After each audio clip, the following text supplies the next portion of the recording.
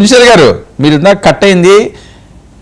నేను ఇలా వెళ్తున్నారు వార్తలు వస్తున్నాయని చెప్తే మీరు ఏదో నేను చెప్తున్నట్టుగా అనుకున్నారు. మొత్తం అంతా చెప్పారు నేషనల్ మీడియా దగ్గర నుంచి అంతా కోడేకి వస్తుందని. సార్ ఇప్పుడే కృష్ణాంజనేయులు గారు చాలా బాగా విశ్లేషించడం జరిగింది. ఆయన స్టేట్మెంట్ ఆయన చెప్పడం జరిగింది.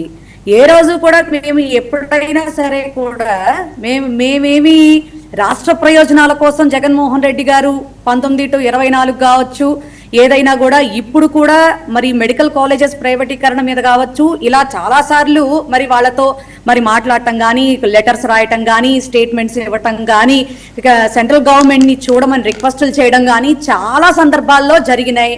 మన ఊహలు, మన ఊహాగానాలు, మరి మీడియాల్లో వచ్చే ఊహాత్మకమైనటువంటి నిర్ణయాలతో మాత్రమే జగన్మోహన్ రెడ్డి గారి మీద ఒక రకమైనటువంటి స్టేట్మెంట్ని మనం పకడ్బందీగా చేయాల్సిన అవసరం మాకైతే లేదు. అంటే అది ఒప్పుకోవాల్సిన అవసరం అంతకంటే లేదు. రానయ్యున్న రోజుల్లో ఖచ్చితంగా ఇప్పుడు కృష్ణాంజనేయులు గారు చెప్తున్నారు మరి బీజేపీని కలవడానికి మరి వెళ్తున్నారు, ఈడీ కేసుల్లో ఏవైనా అరెస్టులు వస్తాయని ముందు జాగ్రత్తగా ఆయన జాగ్రత్త పడుతున్నారేమో ఏమో అంటున్నారు. ఆ ఏమోలు ఏమోన్నరలో మరి రాబోయే రోజుల్లో మరి ఆయన మరి నిజంగానే పాపం ఆయన మరి మా జగన్మోహన్ రెడ్డి గారు, ఎందుకంటే ఒక ఢిల్లీ వెళ్ళి అమిత్ షా గారినో మోదీ గారినో కలిసి వచ్చేసినంత మాత్రాన మరి ఈ ఏమోలకి అర్థాలు మేము చెప్పేసేయమంటే మేము చెప్పాల్సిన పని లేదు సార్. రాష్ట్రంలో జరుగుతున్నటువంటి అన్యాయాలు చాలా ఉన్నాయి.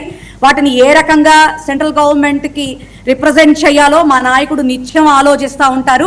ఖచ్చితంగా ఈ ఏమోన్నర్లకి ఖచ్చితంగా సమాధానాలు అయితే మాత్రం మరి ఆయన వెళ్ళొచ్చిన తర్వాత మీకు చాలా క్లియర్గా చెప్తాను సార్.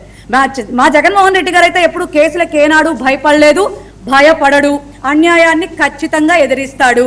నిజంగా ఏదైనా ఉన్నా కూడా ఏ రకంగా ఎదుర్కోవాలో కూడా ఆయనకు తెలుసు. ఆయన జాగ్రత్తగా ఆయన సమర్థించుకుని ఆయన ముందుకు నడవగలడు. కాబట్టి ఎవరి స్టేట్మెంట్లో మేము ఆపాదించేసుకుని అంతేనండి అని చెప్పాల్సిన అవసరం అయితే మాకు లేదు. Right. Vamsi, good evening Varma గారు. Very good evening. ఏం జరుగుతుంది? ఏ విషయం సార్? జగన్మోహన్ రెడ్డి గారు ఢిల్లీ అట, మీరు ఆపుతున్నారట. కృష్ణాంజనేయులు గారు అనుమానం ఏంటంటే ఏదో ఈడీ రంగంలోకి వచ్చింది, ఆయన అరెస్ట్ చేసే అవకాశం ఉంది, అది ఆపుకోవడానికని ఆయన అంటున్నారు. సార్ ముందుగా మీకు, పుణ్యశీల గారికి, కృష్ణాంజనేయులు గారికి, కిరణ్ రాయల్ గారికి, 90 వీక్షకులందరికీ గుడ్ ఈవినింగ్. జగన్మోహన్ రెడ్డి గారు ఢిల్లీ నిక్షేపంగా వెళ్ళొచ్చు సార్, ఎవరు ఆపరు. కాకపోతే ఆయన దేశం దాటాలంటేనే ఈడీ కానీ సిబిఐ కేసులు కానీ ఆపుతారు.